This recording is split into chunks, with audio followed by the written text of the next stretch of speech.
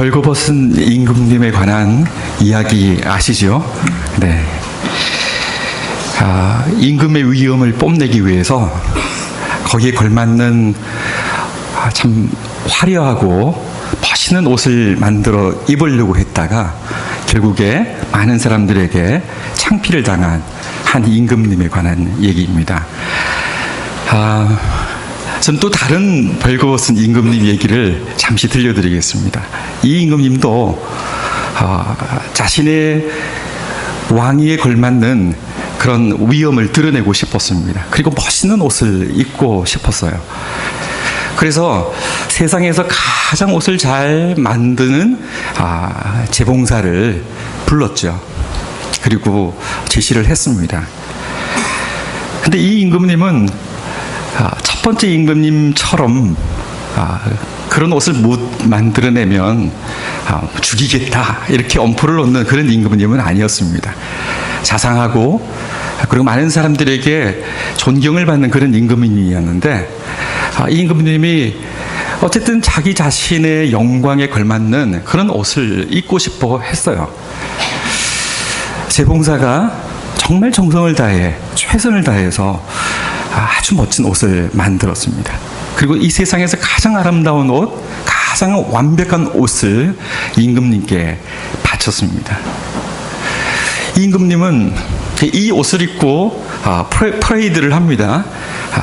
백성들이 모여져 있고 환호하는 거리에서 이 옷을 입고 이제 자신의 위엄을 뽐내기 위해서 나섰는데, 그런데 아침부터 이 옷이 마음에 들지 않았던 거예요. 가장 화려하고 멋진 옷이라고, 이 세상에서는 하나밖에 없는 옷이라고 얘기를 하는데 자기가 볼 때는 이 옷이 정말 마음에 들지 않고 보잘것없이 느껴졌던 겁니다. 실제로 이 옷을 만들 만한 실력 있는 사람은 이 재봉사들밖에 없습니다. 그리고 그 옷은 가장 아름다운 옷이었어요. 근데 임금님은 자신감이 없어졌어요.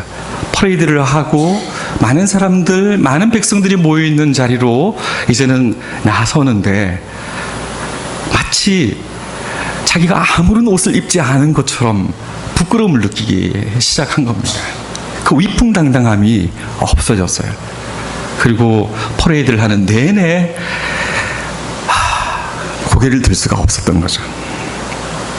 전혀 다른 임금님, 벌거벗은 임금님에 관한 이야기입니다. 이런 모습이 아마 오늘 우리 한국 교회의 많은 그리스도인들의 모습이 아닐까 생각을 합니다. 오늘날 지난번에 진정한 제자도라는 제목으로 말씀을 나누면서 한국 교회가 도덕이 실종되고 윤리가 실종되어서 많은 안티 그리스도인들을 통해서 개독교다 이렇게 조롱의 대상이 되고 있다는 사실을 여러분들에게 말씀을 드렸는데요. 이런 윤리가 실종되고 도덕이 실종되고 믿지 않는 사람들의 손가락질을 당하는 이런 현실 가운데 어떤 분들이 그래요. 오늘날 이렇게 교회가 땅바닥으로 곤두박질하게 된 데에는 이신칭이 믿음으로 의롭다 인정함을 받는 이 종교개혁의 아주 소중한 이 진리가, 이 외침이 문제였다 이렇게 얘기를 하는 겁니다. 오직 믿음이라는 거, 믿음으로 말미암아 우리가 의롭다 인정을 받는다라는 교리가 잘못되었다 그렇게 지적을 하는 거예요. 믿음만을 얘기했기 때문에 오늘날 그리스도인들에게, 한국 교인들에게 행함이 없다는 겁니다. 윤리가 없다는 겁니다. 도덕이 없다는 겁니다. 거룩을 추구하지 아니하고 오직 믿음만을 말하기 때문에 많은 사람들이 입술로 믿는다라고 고백을 하는데 정작 살아가는 삶의 모습이 없다라고 그렇게 지적을 하는 거죠. 지난번에 말씀드렸던 대로 많은 예수 믿는 사람들이 예수 그리스도를 구주로 고백한다라고 하면서 그 믿음을 마치 면죄부처럼, 천국행 기차 티켓처럼 그냥 안전한 티켓 한 장을 확보한 것처럼 생각하고 아무렇게나 살아간다라고 얘기를 하고 있는 것입니다. 그래서 그들은 이렇게 얘기를 합니다. 믿음만으로는 부족하다는 것입니다.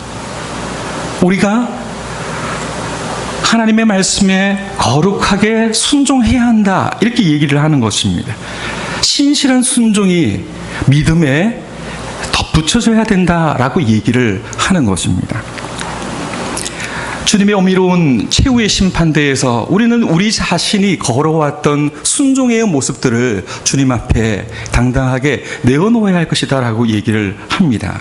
그러면서 이들은 오직 믿음으로 말미암는 구원이라는 이신층의 이 소중한 가르침에 대해서 구원파적인 신앙이다, 이렇게 조롱을 하고 조소를 하는 것이죠.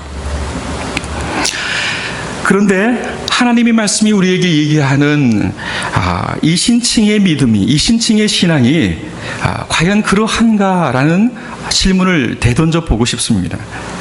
과연 우리가 받은 구원이 그러한 종류의 것일까라는 것입니다. 다시 말해서 우리가 최후의 심판대 앞에 설 때 우리 자신의 의로 그 어미로우신 하나님 앞에 나설 수 있는 사람이 과연 얼마나 될까라는 거죠. 우리의 행위가, 우리의 순종이 하나님의 마음을 흡족하게 해드릴 수 있을까라는 얘기입니다.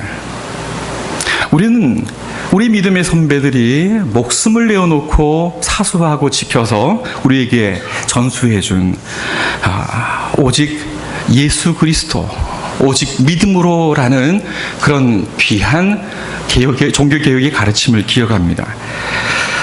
우리는 우리의 노력, 우리의 공로, 우리의 의로는 하나님 앞에 설 수 없음을 우리의 믿음의 선배들은 우리에게 여실히 보여주었습니다. 자, 제가 너무 중요한 대목이기 때문에 우리가 고백하는 그 종교개혁의 선배들이 또 우리에게 전수해준 개혁주의 신조 한 대목을 여러분에게 읽어드리겠습니다. 벨직 신앙고백서 23장에 보면 이런 내용이 나옵니다. 하나님 앞에서의 우리의 의는 무엇인가? 우리 성도는 우리의 복됨이 다윗과 바울이 가르쳐 주듯이 예수 그리스도로 인한 우리의 죄들의 용서와 하나님 앞에서의 우리의 의에 있다고 믿습니다. 그들은 행위와 상관없이 하나님 앞에 의롭다 함을 얻은 복된 사람들에 대해서 얘기를 하고 있습니다. 사도는 그분의 은혜로 그리스도 예수로 인하여 온 구속을 통하여 우리가 값없이 칭의를 받는다라고 얘기를 합니다. 따라서 우리는 이 확고한 기초를 붙듭니다.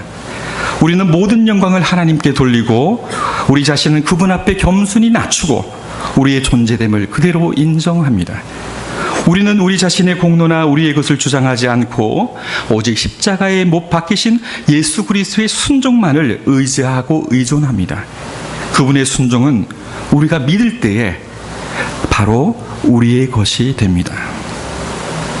이것은 우리의 모든 허물을 덮고 우리의 양심을 두려움이나 공포, 무서움으로부터 자유케 하여 줍니다. 그리고 우리로 하여금 두렵고 떨림으로 마치 무화과 나뭇잎으로 자신을 덮고 숨으려 했던 우리의 초초상 아담과 같이 아니하고 오히려 그리스도 예수만을 의지해서 하나님 앞에 나아갈 수 있는 확신을 갖게 해줍니다. 진실로 그것은 우리가 아무리 작은 부분이라고 하더라도 우리 자신이나 다른 피조물에 의해서 하나님 앞에 만약에 나타나야 한다면 그것은 그 순간에 바로 불타 없어져 버릴 것이기 때문입니다. 따라서 우리는 이렇게 고백해야 합니다. 마치 다윗처럼 주의 종에게 심판을 행치 마옵소서. 주의 목전에는 의로운 인생이 하나도 없나이다 라고 말입니다. 우리가 고백하는 믿음의 내용 아닙니까? 우리가 우리의 의로 우리의 공로로 어찌 감히 하나님 앞에 설 수 있겠습니까? 그래서 우리 믿음의 선배들은 이렇게 참 자신의 목숨을 불사하면서 하나님의 말씀이 우리에게 계시한 이 소중한 구원의 도리를 이렇게 고백을 했습니다. 다시 말해서 하나님 앞에 설 수 있는 우리의 의는 율법 외에, 그렇죠? 율법 위에 또 다른 하나님의 의라는 것입니다. 그것은 오직 믿음으로 말미암는 의이고 그것은 확실한 기초는 예수 그리스도 그분입니다. 만약에 우리가 심판대 앞에서 공의의 하나님 앞에서 버티려고 한다면 그분의 어미로운 판단 앞에 감히 설 자는 한 명도 없을 것입니다. 그분 앞에 우리는 오직 그리스도의 의만을 나타내 보이고 그분의 의로우신 판결 앞에 예수 그리스도로 인하여서 정죄함 없이 그리스도의 의 때문에 굳게 설 수 있을 것입니다. 그러니 우리가 믿고 의지할 구원의 근거는 오직 예수 그리스도 밖에는 없습니다. 질문을 드리겠습니다. 그러면 우리는 그리스도만으로 충분합니까? 아니면 우리는 거룩한 율법을 또 다시 순종하며 신실하게 하나님 앞에 행해야 합니까? 우리가 자랑할 의는 예수 그리스도의 의만입니까? 아니면 내 자신이 행한 율법의 의입니까? 오늘 우리가 첫 번째 도입 부분에서 나누었던 벌거벗은 임금님의 이야기가 이러한 질문에 대한 굉장히 혼란스러워하는, 혼동해하는 한국 그리스도인의 모습들을 보여줍니다. 첫 번째, 우리가 전형적으로 알고 있는 벌거벗은 임금님은 그는 아무런 옷을 입고 있지 않았지만 마치 최고의 옷을 입은 것처럼 스스로를 당당하게 여겼던 자입니다. 무엇입니까? 오늘날 하나님의 말씀대로 살지 아니하고 예수 믿으면 구원만 받았다라고 자신하면서 마치 면죄부와 같은 그런 구원의 도리를 붙들면서 참된 복음의 위에 서 있지 않으면서도 여전히 내가 화려한 옷을 입고 있다라고 생각하는 거예요. 내가 구원받았다라고 생각하는 그런 이들인 거예요. 무율법주의, 그렇죠? 방종에 치닫고 예수 믿었으니까, 난 구원받았으니까, 적당히 살아도 내 구원은 보장이 되어 있으니까 라고 생각하는, 착각하는 어떤 그리스도인들의 부류를 얘기를 하는 것입니다. 또 다른 그룹이 있죠. 신율법주의, 그렇죠? 무엇입니까? 예수를 믿는 믿음만으로는 부족하다라는 것입니다. 우리는 예수를 믿어야 하는데 그 믿음만으로는 부족하기 때문에 하나님 말씀을 순종하고 그분 앞에서 의롭게 행하고, 그래서 최후의 심판대에 우리가 행한 이 순종을 통하여서 하나님 앞에 당당하게 서야 한다라고 하는 그런 부류들이죠. 어떤 부류입니까? 예수 그리스도의 온전한 의, 가장 아름답고 가장 화려한 옷을 입었음에도 불구하고 어떻습니까? 그 옷이 부족하고 보잘것없는 것처럼 여기는 것입니다. 그리고 사람들 앞에 그 옷 외에 다른 그 무엇인가를 내놓으려고 하는 사람들의 모습입니다. 벌거벗은 임금님 1탄과 2탄을 통해서 우리는 예수를 참되게 믿지 않지만 착각하고 방종을 일삼는 어떤 사람들의 모습들을 볼 수가 있습니다. 그리고 또 다른 사람들, 예수 그리스도의 그 놀라운 보혈의 공로를 가장 값지고 소중한 것으로 여기지 않고 자신의 보잘것없는 행실을 내세우려고 하는 사람들의 모습들입니다. 오늘 우리가 읽었던 본문은 로마서입니다. 로마 교회, 당시 로마 교회에도 이런 류의 사람들이 존재했어요. 교회 안에는 유대인들, 유대 출신들의 그리스도인들이 있었고, 그들은 과거에 자기들이 행했던 대로 율법을 지켜 행하려고 하는 율법주의 모습들을 나타내 보였습니다. 또 다른 그룹이 있죠. 이방인들입니다. 그들은 예수 그리스도를 믿는다라고 하지만 여전히 세상 풍속을 쫓아 그들의 전통과 습관을 추구하는 사람들의 모습들이었습니다. 그들은 거룩을 추구하지 아니하고 스스로 예수 그리스도를 믿는다라고 하지만 그럼에도 불구하고 방종을 일삼았습니다. 저는 오늘 본문 말씀을 통해서 자기 백성을 끝까지 지키시는 하나님에 대해서 생각을 해보려고 합니다. 거듭 다른 질문을 한번 드려보겠습니다. 그리스도 안에서 구원은 완전한 구원입니까? 아니면 불완전한 구원입니까? 한 번 구원받은 성도는 영원히 구원받은 성도입니까? 아니면 중간에 탈락할 수도 있습니까? 예수 그리스도를 믿는 믿음으로 말미암아 구원을 받은 성도들을 가리켜서 사도 바울은 이렇게 얘기를 합니다. 한번 보시죠. 로마서 8장 1절부터 4절까지를 우리가 같이 보도록 하겠습니다. 로마서 8장 1절부터 4절까지를 보겠습니다. 자, 우리 다 함께 한번 한 목소리로 읽어보겠습니다. 로마서 8장 1절부터 4절까지 시작.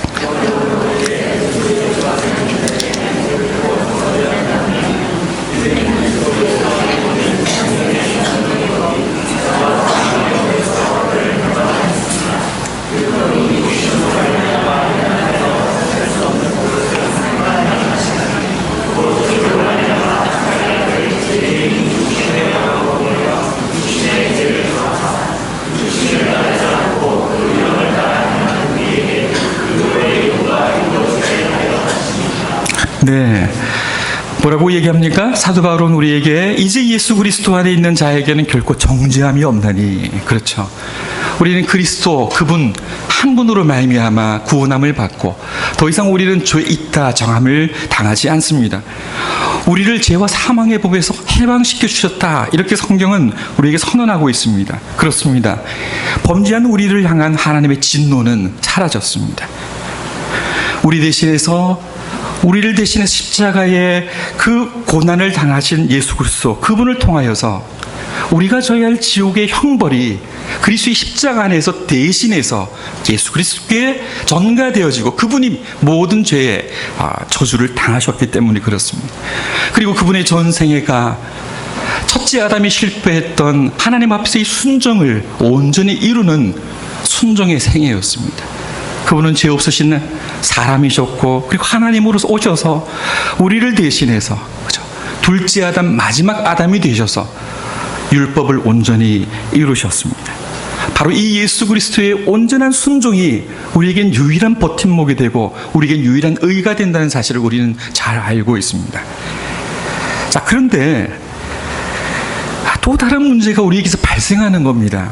그 사실은 우리는 잘 믿고 고백하는데 그런데 우리의 구원을 자꾸만 헷갈리게 하는 현실적인 문제가 우리에게 대두되고 있는 거죠. 무엇일까요? 이것은 대단히 현실적입니다. 우리 안에 있는 우리가 원치 않는 죄의 문제입니다. 죄.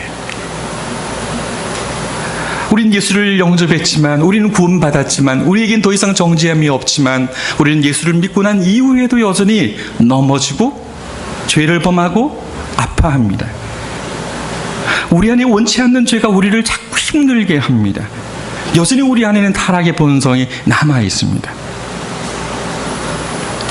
성도는 날마다의 삶 속에서 구원의 은혜에 감사하기를 소망하지만 우리를 힘들게 하는 이 죄의 세력으로 인하여서 때때로는 낭망하고 고통해 합니다. 사도 바울이 우리보다 더 믿음의 모범을 보였던 사도 바울이 그렇게 고백을 했습니다. 나의 행하는 것을 내가 알지 못하노니 곧 원하는 이것은 행하지 아니하고 도리어 미워하는 그것을 함이라. 우리만의 고백이 아닙니다. 사도 바울의 고백입니다. 내 육신에 선한 것이 거하지 아니하는 줄을 아노니 원함은 내게 있으나 선을 행하는 것은 없노라. 사도 바울의 처절한 고백입니다. 여전히 남아있는 이 타락한 본성으로 인하여 예수를 나의 구원의 주로 고백하고 주로 고백하였지만 여전히 내 안에 남아있는 이 죄의 모습으로 인하여 아파하는 사도 바울의 고뇌를 우리는 보고 있는 거죠. 실로 그의 마음은, 변화된 마음은 거룩하신 하나님을 소망했습니다. 그는 그의 회복된 의지는 하나님의 말씀을 준행하기를 기뻐했습니다. 그럼에도 불구하고 그는 자꾸만 괴롭히는 이 육신의 세력 앞에서 무너지는 자신을 발견하면서 이렇게 하나님 앞에 토로하고 있는 것입니다. 내 속사람으로는 하나님의 법을 즐거워하되 내 지체 속에 한 다른 법이 내 마음의 법과 싸워 내 지체 속에 있는 죄의 법 아래로 나를 사로잡아 오는 것을 보는도다. 오라 나는 곤고한 사람이로다. 오라 나는 곤고한 사람이로다. 이 사망의 법에서 누가 나를 건져내랴. 이런 고뇌가 바로 여러분과 저의 고뇌가 아닐까 하는 생각을 해봅니다. 여기에서 의심이 찾아드는 것입니다. 우리가 예수 그리스도의 의만을 온전히 붙들었는데 우리의 현실 속에서 넘어지는 이 죄의 문제와 씨름하는 과정 속에서 우리에게 의심이 찾아오는 거야. 내가 구원받았을까? 그죠? 내가 받은 구원은 완전할까? 내 모습이 이러한데 형편없는 무너져버린 내 모습을 하나님께서 나를 받아주실까라는 의심인 겁니다. 자꾸만 나를 봅니다. 내 자신의 행위를 봅니다. 오늘 결단하고 찬송하고 홀리한 마음으로 나아갔는데 예배당 문 밖을 나서자마자 넘어져 버리는 내 자신을 보면서 내가 하나님 앞에 과연 설 수 있을까라는 물음을 던지는 겁니다. 참된 성도도 우리의 믿음이 연약하고 우리로 하여금 의심케 하는 이러한 시험과 도전이 오게 되어질 때에 끊임없이 회의하고 회개케 하는 문제가 바로 이 죄의 문제인 거죠. 우린 그럴 때마다 우리의 시선을 우리 자신에게서 돌려서 누구를 바라봐야 합니까? 예수 그리스도, 십자가의 예수 그리스도를 바라봐야 합니다. 왜냐하면 우리의 구원의 근거는 오직 예수 그리스도 그분이기 때문에 그렇습니다. 우리가 하나님 앞에 의롭다 인정함을 받을 수 있는 이유는 우리의 노력도 우리의 공로도 우리의 행함도 아니고 우리를 대신해서 십자가에서 대속의 죽음을 당하셨던 마지막 아담이셨던 예수 그리스도, 하나님이시고 사람이신, 죄 없는 사람이신 그분이 우리를 대신해서 이루셨던 온전한 그분의 율법의 손종이 우리가 붙들어야 할 유일한 구원의 기초라는 사실을 우리는 놓쳐서는 안 됩니다. 그렇다면 대체 구원받은 성도 안에 있는 죄는 어떤 의미가 있을까라는 거죠. 이 죄는 하나님의 백성들에게, 거룩한 성도들에게 어떤 의미일까? 물론 죄는 홀이라도 미워하시는 하나님, 그분 앞에서 우리는 경계하고 끊어버려야 할 원수입니다. 그러나 우리는 이 사실을 기억해야 합니다. 우리 안에 원치 않는 이 죄가 성도들에게 유익을 가져준다는 거야. 영적인 유익을 가져준다라는 얘기입니다. 또 다른 개혁자들의 신앙 고백서인 도르트 신경에서는 그렇게 얘기를 합니다. 우리 안에 있는 원치 않는 죄가 성도들에게, 신자들에게, 이미 하나님에게 자녀가 된 자들에게, 오늘도 넘어지고 또 내일도 넘어질 성도들에게 영적인 유익을 준다라고 얘기를 합니다. 그 근거는 무엇입니까? 모든 빛과 어두움을 주관하시는 하나님이신 거예요.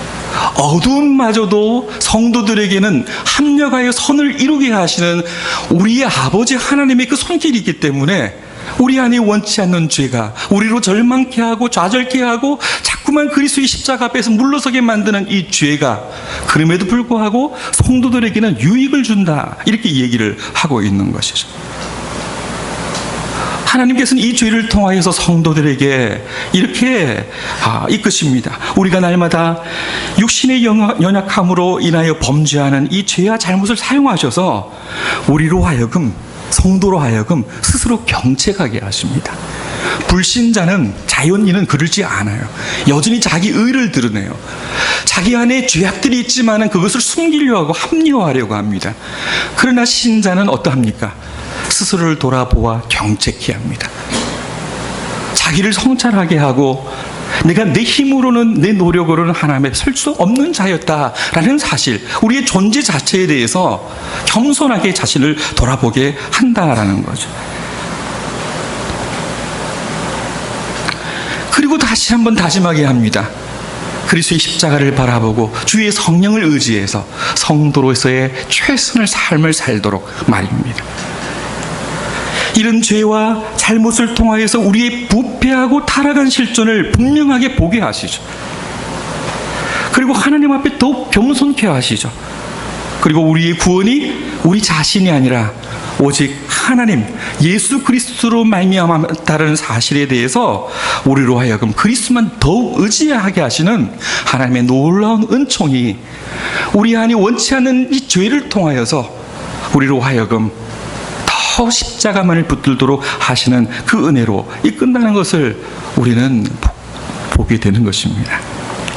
그래서 사도 바울이 우리가 조금 전에 들었던 로마서 7장 22절과 24절의 이 고뇌, 그죠? 오라 나는 곤고한 사람이로다. 이 사망의 벽에서 누가 나를 건져내랴. 이렇게 탄식하는데 바로 그 다음 구절에 뭐라고 이 얘기를 하냐면요. 우리 주 예수 그리스도로 말미암아 하나님께 감사하리로다. 이렇게 사도 바울은 고백하는 거예요. 많은 사람들이 내 자신의 연약함을 보고 탄식하는 모습을 보고 하나님으로부터 멀리 떨어져 나가고 참 오래된 장기적인 영적인 침체 가운데 거하는 모습을 보지만 사도 바울은 성령께서 우리 가운데 주시는 그 은혜로 말미암아 그리스도의 십자가를 바라보고 우리의 의가 우리의 구원이 우리로 인하여 비롯되지 않았다는 사실 앞에 더욱더 하나님께 감사를 돌리고 있다는 것을 우리는 보는 것이죠. 예수 그리스도의 십자가만을 바라보는 것입니다. 그러므로 성도는 자신의 연약함을 고백하며 예수 그리스도의 십자가만을 바라보고 나아갑니다. 그들은 날마다 성령의 도우심을 구하고 간절히 기도하고 그리고 하나님 앞에 섭니다. 경건의 모양을 갖추는 외식하는 바리새인들과 같이 하지 아니하고 오직 우리 안에 소원을 두고 행하게 하실 성령의 역사, 경건의 능력을 구합니다. 그리고 날마다 경건을 연습합니다. 성도는 자기가 살아가는 하루의 삶이 바로 영적인 전투라는 인식을 합니다. 그리고 우리가 살아가는 삶의 모든 영역이 바로 그 영적 전투의 현장이라는 것을 보는 것입니다. 그리고 내 힘으로 서려고 하지 않습니다. 내 힘으로 원수와 싸우려고 하지 않습니다. 내 힘으로 죄와 대적하려고 하지 않습니다. 하나님의 전신 갑주를 입기를 힘씁니다. 왜냐하면 우리의 싸움이 혈과 육에 관한 싸움이 아니라 정사와 권세와 어둠의 세상 주관자들과 하는 영적인 전투인 것을 보기 때문에 그렇습니다. 예수를 알기 전에 내 힘으로 섰는데 이제 예수님을 알고 난 다음부터는 예수만을 의지합니다. 이제 저는 끊을 수 없는 그리스도의 사랑에 대해서 생각을 해보려고 합니다. 이처럼 사도 바울의 고뇌처럼 우리 안에 두 법이 우리 안에 있는 이 두 법 사이에서 치열한 영적 전투를 벌이며 살아가고 있습니다. 사도 바울의 고백처럼 마음으로는 하나님의 법을, 그렇죠? 소원하는 바가 여러분들에게 있을 거예요. 마음속에 그래도 내가 하나님의 영광을 위하여 살기를 다짐하고 바라는 마음이 있을 거예요. 여세 동안 세상 속에서 시달리고 좌절하고 넘어짐을 경험했지만 하나님의 말씀을 듣고 다시 한번 우리는 일어서면서 우리의 마음은 주의 영광을 위하여 살겠다라고 다짐하는 마음이 분명히 있을 겁니다. 그러나 마음과는 달리 우리의 육신이 죄의 법을 섬기고 있는 거예요. 우리가 하나님의 백성으로 거룩하게 온전하게 살아갈 때뿐만이 아니라, 그렇죠? 우리가 죄악 가운데 고통하고 연약하여 씨름하는 그 순간에도 우리 아버지 하나님께서는 우리를 붙들어 주신다는 사실을 우리는 믿어야 하겠습니다. 성도 역시 좌절할 수 있다라는 사실, 하나님의 거룩한 백성들 또한 죄악 가운데 넘어질 수 있다는 사실을 우리는 겸손하게 인정해야겠습니다. 우리는 그리스도 안에서 유아로 태어납니다. 그렇죠? 우리는 그리스도 안에서 갓난아이로 태어나는 거예요. 우리가 아이가 태어났습니다. 갓난아이가 태어나서 너무 이쁘잖아요. 응아하고 예쁘게 태어났는데 이제 태어난 지 하루 이틀밖에 안 되는 아이가 너무 이뻐서 걔 손을 이끌면서 야 우리 야구하러 가자, 축구하러 가자 하는 부모님은 아마 없을 거예요. 왜? 그 아이는 갓난아이니까요. 그 아이가 하여야 할 일은 아주 많아요. 엄마 젖을 열심히 먹어야 되고, 그 아이는 야구하기 전에 뭘 해야 합니까? 일어서야 돼요. 일어서기 위해서도 얼마나 부단한 노력을 합니까? 섰다가 넘어지고 섰다 넘어지고, 그 숱한 과정을 거치면서 그 아이는 어른이 되는 것이죠. 영적으로도 마찬가지입니다. 우리가 예수 그리스도를 구주로 영접한 다음에 우리가 죄악과의 싸움에서 영적인 전투에서 늘 승리하는 개선 장군이 될 수 없는 겁니다. 우리는 갓난 아이로 태어납니다. 신령한 젖을 사모해야 합니다. 하나님께서 베풀어 주시는 은혜의 방편을 사모하며 경건의 연습을 힘써야 합니다. 우리는 하나님의 전신 갑주를 입어야 합니다. 그러니 성도도 우리 아버지의 그 놀라운 구원의 사랑을 경험하였지만 그럼에도 불구하고 때때로 하나님의 은혜에서 벗어나 죄에 빠지기도 하고 육신의 정욕에 유혹되기도 하고 노출되기도 한다는 사실을 우리가 겸손하게 인정할 필요가 있습니다. 그러나 중요한 것은 이것입니다. 비록 우리가 넘어질지라도, 우리가 좌절할지라도 마치 다윗과 베드로처럼 원수 사탄의 괴계 가운데 그렇게 형편없이 무너져 내려버린 그러한 우리의 모습이 있을지라도, 탕자처럼 아버지의 품을 떠나 참 유리방황했던 그런 시절들이 있었을지라도 하나님 아버지께서는 자기의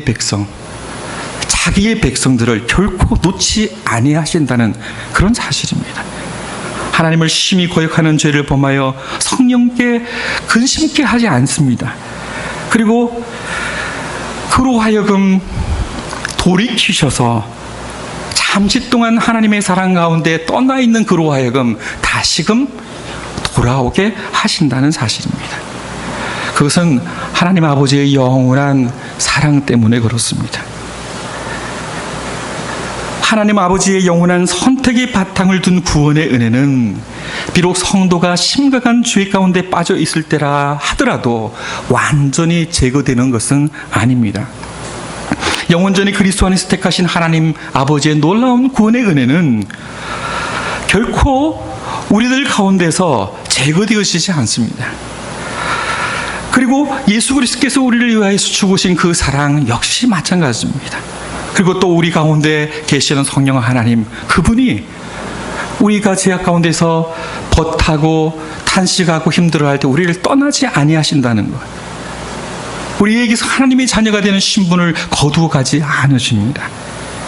그리고 죄악 가운데 영원토록 방치해 두지 아니하십니다. 이것이 그리스도를 알지 못하는 저들과 그리스도 안에서 구속고 죄 사함을 받은 하나님의 자녀의 아주 명백하고 분명한 차이점입니다. 하나님께서는 죄악으로 멸망받을 이 세상 가운데서도 결코 썩지 아니할 씨앗을 보존해 두십니다. 흉흉하고 배도하고 그리고 정말 세상을 향하여서 온 교회가 타락의 물결에 치닫는 그런 어려운 상황 속에서도 하나님은 자기 백성들을 남겨두셔서 때로는 동하고 그들과 동료하고 때로는 그들과 함께 타협할지라도 불러내셔서 회개케 하시고 그들로 하여금 참된 중보자이신 예수 그리스도만을 바라보며 다시금 돌아오게 하신다라는 사실을 우리는 굳게 믿어야 하겠습니다. 죄 가운데 빠져있는 성도는 오늘도 변함없는 하나님의 놀라운 사랑들을 체험하게 되고 그리고 믿음으로 그 은혜에 감사하며 다시금 나아가게 되는 것이죠. 그리고 이전보다 더욱더 두렵고 떨림으로 우리에게 주신 구원을 이루게 될 것입니다. 왜 그렇습니까? 그것은 자신의 백성들을 다시금 일으키시고 참된 믿음과 구원의 은혜에서 떠나지 않게 만드시는 하나님의 무한한 자비 그리고 그분의 긍휼이 있기 때문입니다. 자기 자녀들을 향한 아버지의 사랑이 있기 때문에 그렇습니다. 하나님의 사랑의 손길은 결코 변하지 않습니다. 이것을 언약을 통해서 보여주셨어요. 언약에 신실하신 하나님. 구약의 이스라엘들은 얼마나 많이 하나님을 배반합니까? 우리는 연약하여 늘 배반하지만 신실하신 아버지 하나님께서는 우리를 붙드시고 우리를 향한 그 놀라운 구원의 손길들을 끊임없이 펼쳐주신다는 사실을 우리는 하나님의 말씀을 통해서 잊지 말아야 하겠습니다. 그것이 우리에게 위로인 겁니다. 하나님의 구원의 큰 일은 결코 실패할 수 없습니다. 그 이유는 세 가지입니다. 첫 번째는 영원전에 그리스도 안에서 선택하신 아버지의 그 선택이 그죠? 바뀝니까? 바뀌지 않는 거예요. 하나님 아버지의 그 선택이 결코 변하지 않을 것이기 때문에 그래요. 두 번째는 우리를 위해서 십자가에서 죽으신 예수 그리스도의 그 제사가 단 한 번에 완전하게 이루어진 영원한 제사라는 사실입니다. 우리를 위하여서. 세 번째는 성령으로 우리를 거듭나게 하시고 우리를 하나님의 자녀로 인쳐주신 성령의 그 인치심이 우리의 연약함과 우리의 부족함과 우리의 나태함의 유무에 따라 다시 거두어지는 인치심이 아니라는 사실 때문에 그렇습니다. 이것이 복음입니다. 그래서 우리는 우리 자신을 보면 안 됩니다. 우리의 연약함을 보면 안 되고 우리 안에는 타락한 죄성들을 보는 것이 아니라 말씀을 통해 우리에게 계시되어진 복음, 성부, 성자, 성령, 삼위 하나님의 우리를 향한 하나님의 구원의 큰 일을 우리는 보아야 합니다. 기억하십시다. 오늘도 성부 하나님께서는 전능하신 오른팔로 우리를 보호하고 계십니다. 오늘도 예수 그리스도께서는 하늘 보좌 우편에서 우리를 위하여 중보의 기도를 드리고 계십니다. 오늘도 성령 하나님께서는 우리를 위하여 간구하시고 우리로 하여금 소원을 두고 행하게 하십니다. 그래서 사도 바울이 이렇게 고백할 수밖에 없었습니다. 자기 자신의 마음속에 사망의 법에서 건져냄을 받지 못하는 그런 추하고 연약하고 죄악된 모습들을 가지고 있었음에도 불구하고 우리가 오늘 읽었던 본문의 말씀처럼 이런 고백을 하는 것입니다.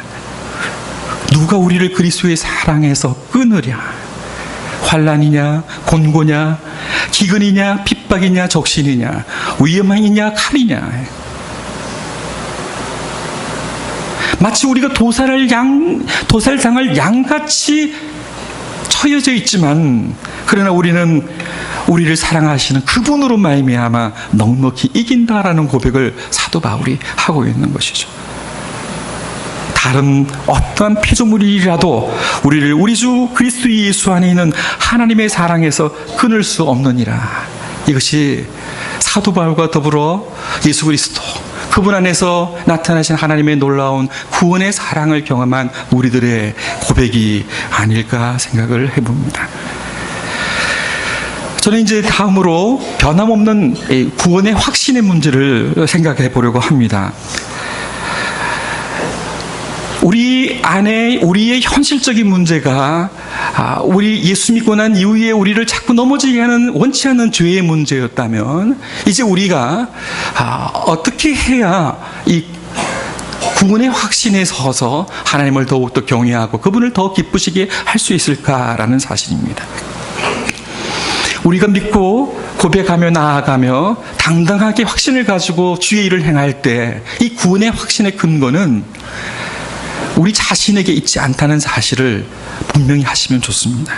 많은 사람들이 내 자신의 신앙의 모습, 열렬한 열정, 그리고 예전보다 더 나아진 변화된 모습, 이런 것들을 가지고 내가 구원받았다라고 생각을 하는 거죠. 그리고 스스로 가지는 어떤 주관적인 느낌, 감정, 이런 것들을 가지고 내가 구원을 받았다라고 생각을 합니다. 확신에 관한 근거를 우리 자신에게 자꾸 두려고 합니다. 그러나 그것은 얼마 지나지 않으면 형편없이 무너져 버릴 것입니다. 그렇죠? 우리가 완전하지 않으니까요. 우리가 늘 넘어지니까요. 때때로 말씀을 듣고 사경회에 참석하고 다짐을 하고 열심히 성경 공부를 하고 기도 생활을 할 때에는 내가 구원받은 하나님의 자녀인 것처럼 보이는데, 그런데 어떻습니까? 얼마 지나지 않으면 무너져 버리는 것들이에요.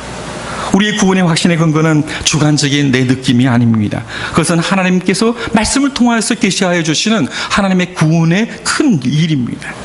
100번 1000번 강조해도 부족함이 없는 것이 바로 우리의 구원의 확신의 근거가 우리를 향하여서 놀라운 은혜를 베푸신 하나님의 구속의 사랑에 있다는 사실을 우리가 확인하는 것입니다. 바로 그 사실이 우리의 어떠함에도 불구하고 변치 않는다라는 얘기입니다. 우리의 구원이 변함없는 이유는 살아계신 하나님, 영원하신 하나님, 그분 때문입니다. 이러한 것들은 믿음의 정도를 따라 우리가 은혜의 방편들을 잘 활용할 때 성령께서 우리 가운데 확증을 주십니다. 우리가 열광하는 찬양 집회에 참석하고 아니면 40일 금식 기도를 하고 이런 방식으로 그 구원의 확신이 다가서지 않는다는 것이죠. 하나님의 말씀을 통하여서 하나님이 어떤 분이신가를 우리가 밝히 알게 되고 성령께서 우리로 하여금 말씀 가운데 우리 가운데 확증을 주실 때에 우리의 마음속에는 하나님의 구원의 큰 일에 근거해서 우리에게 구원의 확신이 다가온다는 사실을 기억하십시다. 이런 확신이 왜 중요하냐? 이 확신의 정도에 따라 우리가 이웃을 사랑하고 교회를 섬기며 연약한 형제들을 함께 격려하고 세워가는 주님의 몸된 교회를 세우는 이 일에 열심의 정도가 드러나게 되기 때문에 그렇습니다. 정당한 구원의 확신이 있는 자는 이 확신을 따라서 그리스도의 몸의 교회의 이론임을 확인하게 되고, 그리고 주님께서 주님의 몸된 교회를 세우도록 우리에게 요청하고 계신다는 사실들을 보게 되며 우리의 이웃들을 사랑하고 우리가 살아가는 지국과 소명의 자리에서 세상 속에서 그리스도의 제자로 살아가게끔 우리로 하여금 독려하고 계신다는 사실을 알게 되므로 이 구원의 확신은 우리로 하여금 제자로 하나님 앞에 서는데 대단히 중요한 요소가 된다, 이렇게 말씀을 드릴 수 있습니다. 이제 우리가 해야 할 일은 더욱더 사모하고 더욱더 우리가 이 일을 도모해야 할 일은 경건의 연습을 하는 일입니다. 이를 위하여 여러분들은 하나님의 말씀을 더욱더 사모하시기를 바랍니다. 구원의 확신의 유무를 나의 열정과 헌신의 정도에 두려고 하지 마시고, 그리고 내 모습이 이러한데라고 내 자신에게 포커스를 갖추려고 하지 마시고, 하나님의 계시의 말씀을 통하여서 우리에게 확증을 주시고, 또 지식이 아니라 정보가 아니라 우리 가운데 이미 거듭나는 생명의 역사를 허락하여 주셨던 주의 성령께서 그죠, 우리 마음속에 확증하여 주시고 확신을 불러일으켜 주신다는 그 놀라운 사실들을 믿음으로 붙들고 나아가시길 바랍니다. 그래서 이전보다 더욱더 회복되어지고 차거나 덥거나 하지 않은 그런 미지근한 신앙에서 우리 자신들이 더욱더 구원의 확신을 가지고 주를 위해 충성 봉사하는 그런 놀라운 은혜가 있기를 원합니다. 마지막으로 살펴보겠습니다. 한 번 받은 구원은 영원한 구원이다라는 말씀을 여러분에게 위로의 말씀으로 드렸습니다. 우리의 구원의 근거가 우리 자신에게 있지 아니하므로 참된 믿음 가운데 서 있는 자에게는 우리의 형편없음과 우리의 넘어짐과 상관없이 우리의 구원은 안전하게 보장되어 있다라는 그런 위로를, 성도님들을 향한 위로의 말씀을 전해드렸습니다. 그럼 그렇다면 아무렇게나도 살아도 되는가 하는 문제입니다. 확신 가운데 거하는 성도의 삶은 어떠해야 할 것인가? 주목하여 보시길 바랍니다. 참된 성도의 모습은 이러합니다. 참된 성도는 자신이 받은 구원이 변함없을 것이라는 이 확신 때문에 결코 자신을 타락한 이 세상 가운데 방임하거나 마땅히 살아야 할 거룩한 그리스도인의 삶을 게을리 하지 않는다라는 얘기입니다. 그들은 결탄코 자신의 구원에 대해서 교만하지 않습니다. 그것은 자신에게 임한 구원이 자신의 힘과 노력으로 이룬 것이 아니라 오직 하나님의 은혜로 말미암았다는 사실을 알고 있기 때문에 그렇습니다. 그래서 더욱더 겸손하게 그리고 뜨거운 충성심으로 하나님을 섬기기를 힘씁니다. 진리를 사모하는 가운데 참된 경건함을 가지고 하나님께 나아가기를 힘씁니다. 감당하기 어려운 시험 속에서도 오히려 하나님께 더 가까이 가는 복을 주신다라는 우리 아버지 하나님, 그 하나님을 믿기 때문에 더욱더 기뻐하고 즐거워하며 나아갑니다. 감당할 시험만 주시는 그 하나님, 시험 당할 즈음에 피할 길을 내실 그 하나님, 그분 하나님을 신뢰하기 때문에 그렇습니다. 그리고 우리를 향하여서 베풀어 주신 그 구원의 은혜가 너무 크고 감사해서 여호와께서 내게 주신 그 모든 은혜를 무엇으로 보답할까 하는 마음으로 어떻게 하면 주님을 향한 사랑을 고백할까 하는 마음을 갖게 되는 것입니다. 만약에 자신이 그리스도께 속해 있다라고 주장하면서도 자유함을 빌어서 오히려 죄악 가운데 방임하거나 방종하는 사람이 있다면, 그리스도 안에서 받은 자유라 이렇게 빙자하면서 지속적으로 자신을 죄악 가운데 그대로 내어버려 두는 사람이 있다면, 그러면서도 한번 구원을 받았으니 내 구원은 안전한 것이야 라고 생각하는 사람이 있다면, 그는 가짜 그리스도인입니다. 그리스도께서 나의 죄를 대신해서 죽으셨는데 내가 어찌 그 죄, 그리스도를 십자가에 못 박게 만든 그 죄를 다시 행하려고, 자원함으로 죄를 행하려고 할 수가 있겠습니까? 우리 안에 계시는 성령께서 탄식하시는데 그 음성을 듣는 자가 어찌하여 다시 죄를 범하려고 하겠습니까? 돼지 우리에서 나온 것이 놀랍고 기쁜데 왜 우리가 다시 돼지 우리로 들어가려고 하겠습니까? 그리스도를 믿는다라고 말하면서도 여전히 자신을 죄악 가운데 방치한다면 그는 애초에 복음을 모르는 자입니다.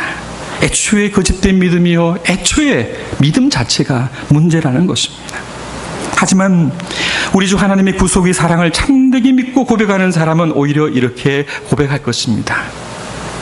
다시 한번 여러분들에게 말씀드린다면, 여호와께서 내게 주신 그 모든 은혜를 무엇으로 보답할꼬? 구원받은 은혜에 대한 감사입니다. 나이아가라 폭포 광대 이야기를 드리면서 오늘 말씀을 마무리하려고 합니다. 저는 그 캐나다에서 한 5년 살았는데요. 유감스럽게도 토론토에는 가보지 못했습니다. 그래서 제가 나이아가라 폭포 얘기를 해도 저도 별로 실감이 나지는 않습니다. 그런데 이야기를 한번 드려보려고 합니다. 나이아가라 폭포를 그 토론토에 계신 목사님이, 한 친구 목사님이 동영상을 찍어 보내주셔서 최근에 참 그 멋진 장관을 본 적이 있는데요.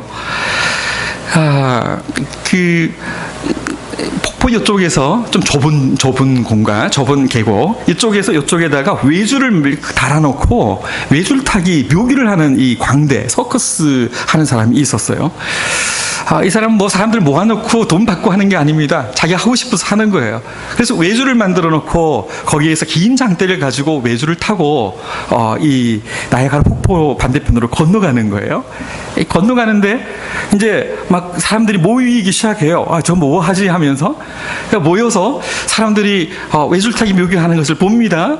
이 사람이 멋지게 긴 장대를 가지고 균형을 맞추면서 이 편에서 저 편으로 건너갔습니다. 그런데 그 다음에 사람들이 막 환호하기 시작하니까 이 사람이 신이 났어요. 신이 나가지고 이 사람이 이제 왜 장대를 던졌어요. 던지고는 뭘 한 줄 압니까? 팔을 펼쳤어요. 팔을 펼쳐가지고 사람들 앞에 서서 얘기를 합니다. 내가 여기서 저기까지 건너갈 수 있겠습니까? 밑을 보니까 너무 아찔한 거예요. 그런데 장대를 가지고 한번 건너갔잖아요. 사람들은 그걸 보고 싶어가지고 막 박수를 칩니다. 당신은 충분히 건너갈 수 있습니다 라고 얘기를 하는 거예요.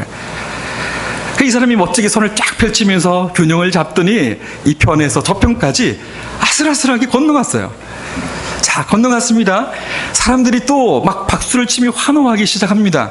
이때 이 사람이 그 앞에 서서 이렇게 말합니다. 내가 이 손을 펴지 않고 균형을 잡지 않고 손을 이렇게 딱 내려가지고 한번 건너가 보겠습니다.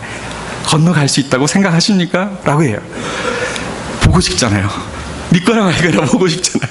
그러니까 사람들이 막 박수를 치면서 당신은 충분히 건너갈 수 있습니다 라고 박수를 치는 거예요.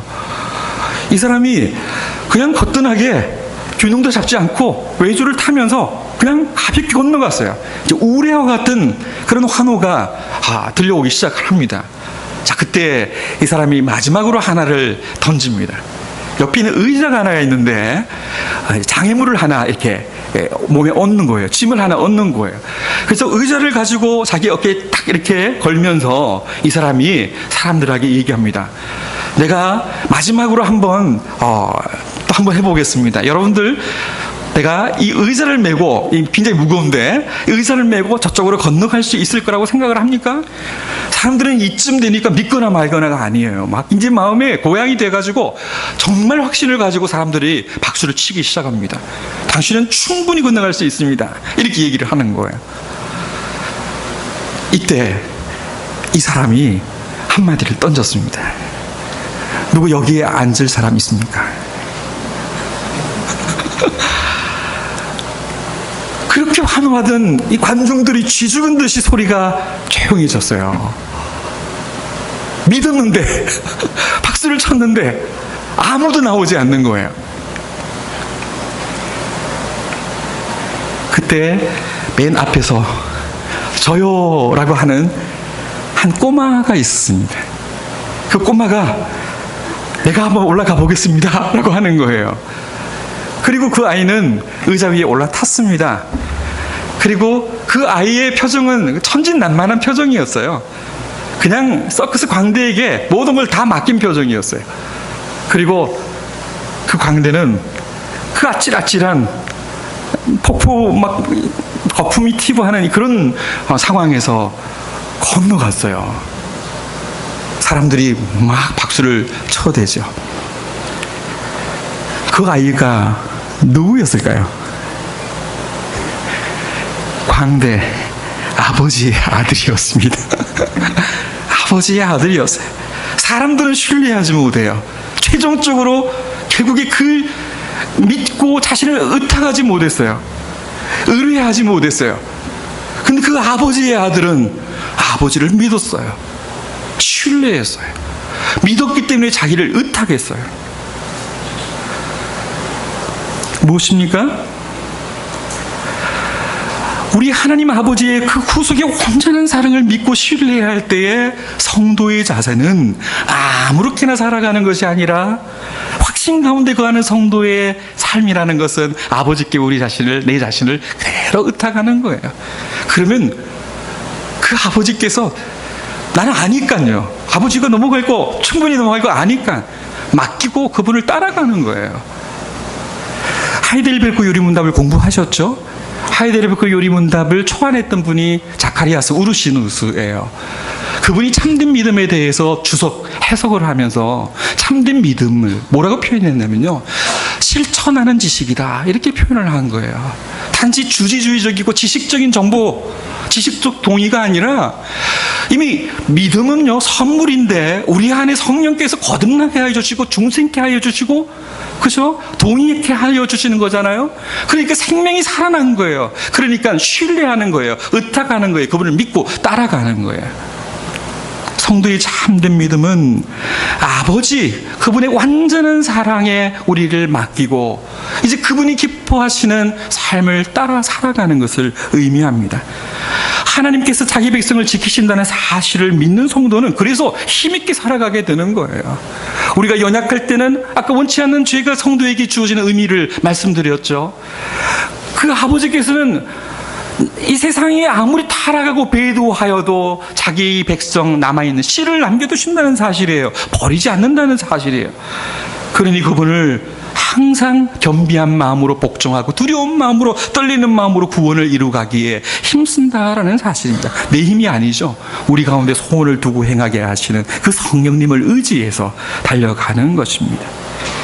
사랑하는 성도 여러분, 우리의 구원은 전적으로 하나님 한 분만으로 말미암습니다. 우리를 향한 구원의 역사는 처음부터 끝까지 하나님 그분 자신의 한량없는 은혜로 비롯된 것입니다. 바로 이런 위로를 하나님께서는 오늘도 넘어지지만 일어서기를 원하는 하나님 자신을 참되게 믿는 자들에게 그들의 마음속에 허락해 주고 계시는 거예요. 우리의 구원이 결코 우리 자신으로 말미암는 것이 아니라 그저 주시는 하나님의 은혜, 그 은혜 때문에 우리가 하나님 앞에 이렇게 설 수 있다는 사실들을 고백하게 되면 우리 마음속에 어찌 감사가 일어나지 않겠습니까? 그리고 그 사랑을 받았으니 우리도 그분을 사랑하려고 어찌 노력하지 않겠습니까? 창세전에 그리스도 안에서 우리를 택하신 이가 그리스도 예수 안에서 우리를 끝까지 지키심을 확신하시기를 바랍니다. 믿음으로 말미암아 하나님의 자녀가 되는 놀라운 권세를 주신 그분이 거룩한 당신의 교회 가운데서 우리를 지키실 것입니다. 교회, 그리스도인의 어머니 교회를 통하여, 은혜의 방편을 통하여 여러분 사모하는 이 자리를 결코 놓치지 말기 바랍니다. 하나님의 말씀으로 우리를 먹이시고 거룩한 성례를 행하게 하심으로 우리로 하여금 이 세상 가운데 당당하게 하나님의 백성으로 자라가게 하실 것입니다. 마침내 이 세상 끝날 때 새하늘과 새 땅에서 아버지 하나님께서 마치 탕자를 맞이하듯이, 그렇죠? 두 손을 펼치시고 영원한 안식을 우리에게 허락해 주실 것입니다.